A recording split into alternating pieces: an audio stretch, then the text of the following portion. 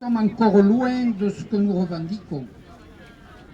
Mais sans notre permanence, notre persévérance dans l'action, sans les rassemblements réalisés devant nos chers députés, Bru et Madame Nasser, rien n'aurait été obtenu.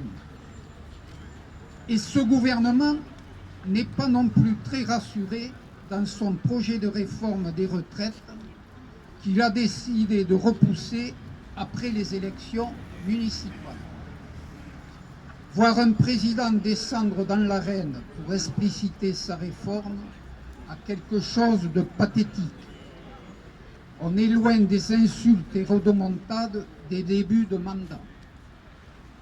Oui, Monsieur le Président, Messieurs et Mesdames les élus, la retraite n'est pas une aumône. Elle est un dû, eu égard aux richesses produites par le travail selon sa qualification. D'ailleurs, on entend peu parler du produit intérieur brut, qui représente la richesse réelle produite par le travail en France. Ce produit intérieur brut a atteint en 2018 le chiffre de 2300 milliards et a pratiquement doublé en 20 ans. Quand on nous dit qu'il n'y a pas d'argent, nos salaires par contre et retraites n'ont pas doublé dans le même temps. On s'en serait rendu compte. Et ce n'est pas d'ailleurs ce qu'on réclame, mais quand même, il y a une marge. Donc ce ne sont pas les salaires et les retraites qu'il faut réduire ou taxer, mais bien les revenus des milliardaires et des actionnaires.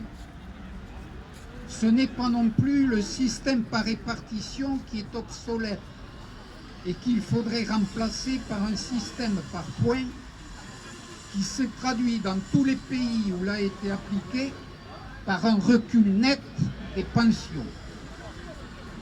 Ce qui est en cause avant tout, c'est surtout les allègements de charges des entreprises. Ces allègements atteignent en 2019 la somme astronomique de 67 milliards. Quand on sait qu'à un moment donné, le trou de la Sécu, entre parenthèses, était évalué à 20 milliards, on voit largement qu'il y aurait déjà, avec l'arrêt de ces exonérations, qu'on pourrait régler le problème de la Sécu et des retraites. Mes chers camarades, ce n'est pas vous que je vais convaincre, et comme nos dirigeants ne sont sensibles qu'aux réponses qui viennent de la rue, je vous propose d'entamer sans tarder notre manifestation vers la sous-préfecture, où nous déposerons une motion rappelant nos revendications.